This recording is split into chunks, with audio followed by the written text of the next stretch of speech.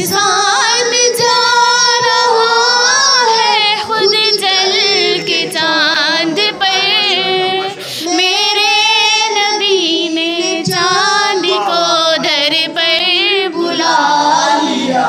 اللہم صلی۔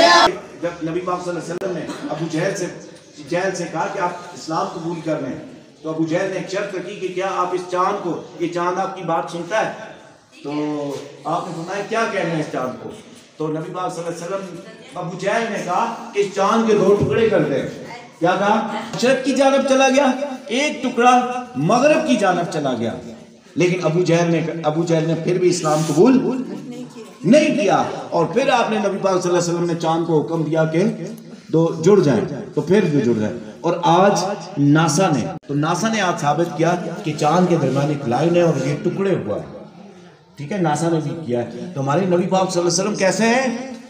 ان جیسا اس دنیا میں کوئی نہیں ہے۔ کیا نہیں ہے؟ کوئی نہیں ہے۔ تو ہم نے اپنے دلوں میں کیا کرنا ہے؟ عشق مصطفیٰ کو زندہ کرنا ہے۔ کیا کرنا ہے؟ عشق علی کو زندہ کرنا ہے، عشق حسین کو زندہ کرنا ہے۔ ماشاءاللہ۔